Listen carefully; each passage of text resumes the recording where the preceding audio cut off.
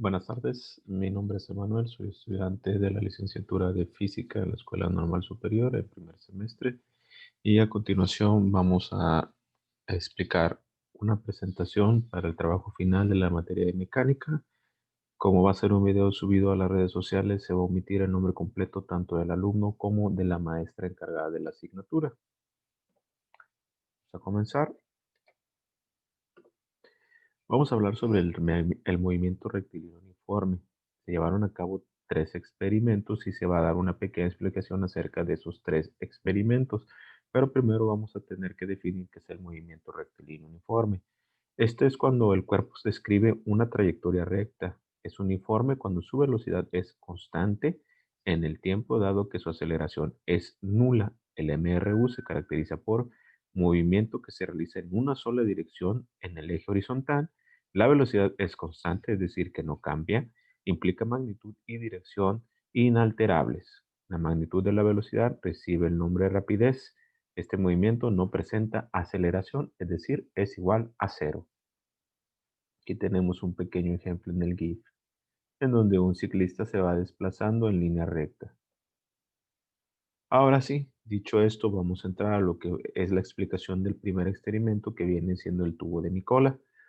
Fue inventado por Sándor Nikola, un físico y matemático húngaro. Dicho experimento consistió en medir la velocidad de una burbuja de aire que se desplaza dentro de un tubo lleno de agua. Dicho tubo deberá estar inclinado con respecto al horizontal. La burbuja es producida en el extremo inferior del tubo introduciendo aire mediante una aguja. La burbuja va a comenzar a subir por la columna y muy pronto alcanzará una velocidad uniforme conocida como velocidad terminal. Para eso se utilizaron diferentes materiales como los que están aquí, que son la manguera, cinta, tira de madera, cronómetro, pintura vegetal, transportador, papel cuadriculado, barra de silicón y agua. El procedimiento es: se cortó una manguera de 1 metro de largo donde se tapaba uno de los extremos. Posteriormente se coloca el colorante en el agua, se llena la manguera dejando un hueco para que corra la burbuja y luego se tapa el otro extremo. Se va pegando la manguera en la tira de madera, al igual que la cinta métrica en la parte de arriba o a un ladito.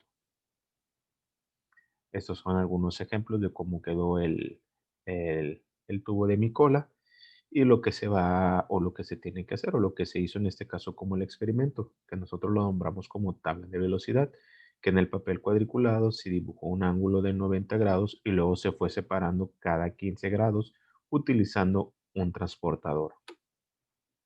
Todo esto con la finalidad de obtener los resultados que están ahí en ese cuadro, en donde, pues bueno, al girar la manguera hasta x igual a cero y en donde poco a poco ya se ha cronometrado, la burbuja pasaba por x y se iban tomando las medidas ya sean x1, x2 y x3.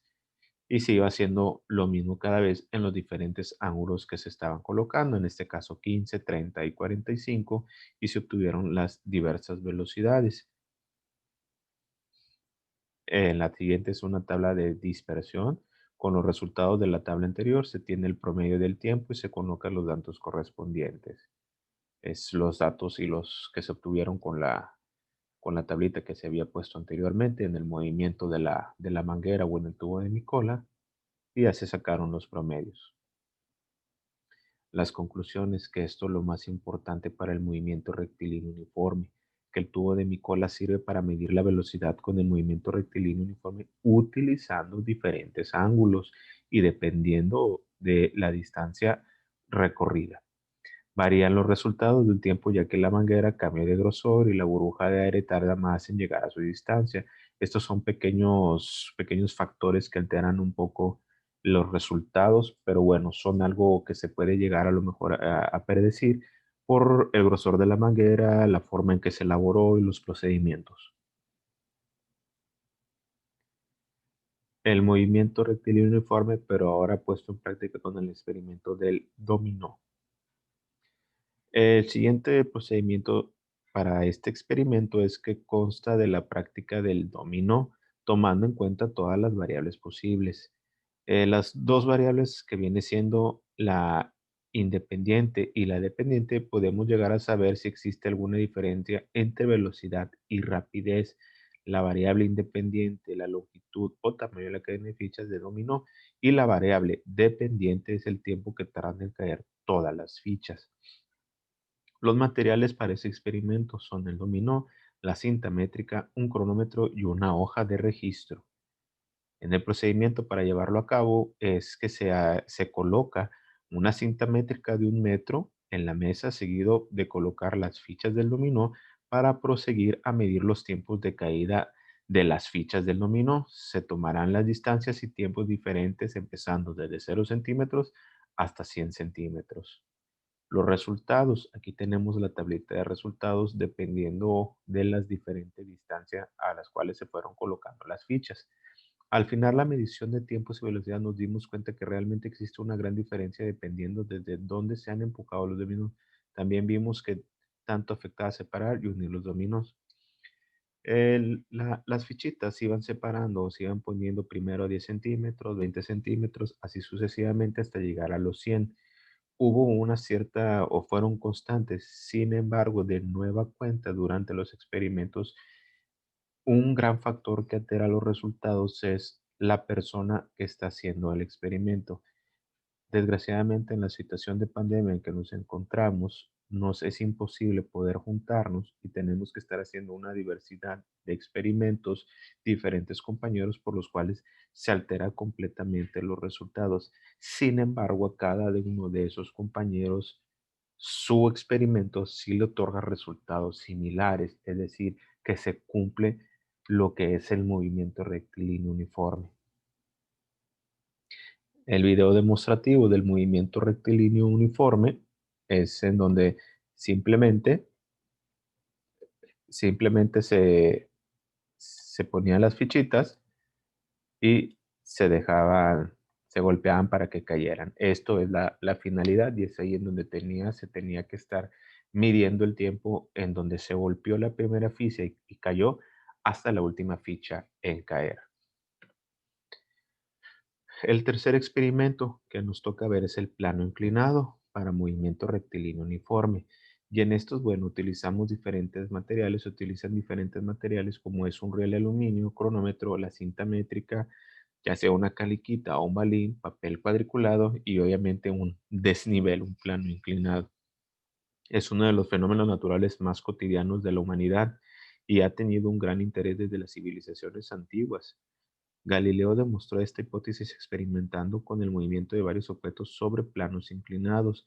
Observó que las esferas que ruedan cuesta abajo en planos inclinados aumentan su rapidez, en tanto que las que rodaban cuesta arriba perdían rapidez.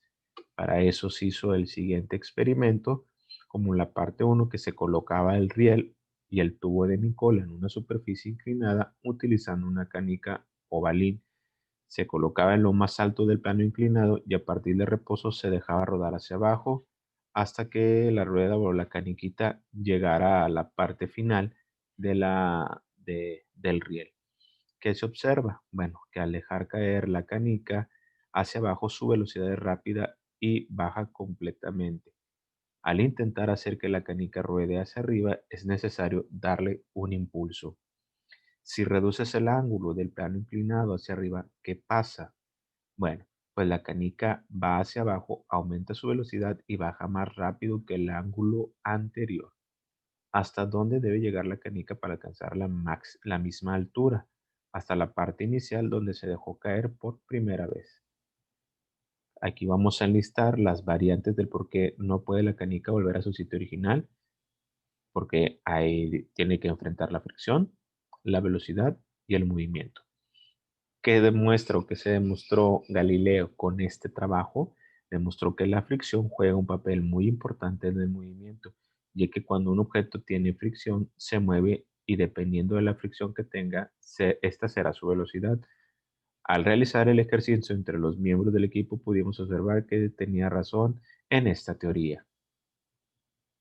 Aquí está la tabla de los resultados que se obtuvieron al realizar este experimento, colocando el plano inclinado pues a diferentes ángulos, como fueron 10, 20, 30 y 45 grados.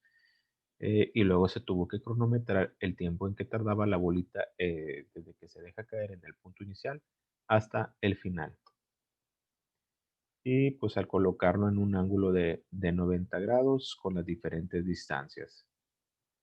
Muy bien, este fue la presentación de los tres experimentos que se llevaron a cabo durante la materia de mecánica. Muchas gracias por su atención y que pasen muy buen día.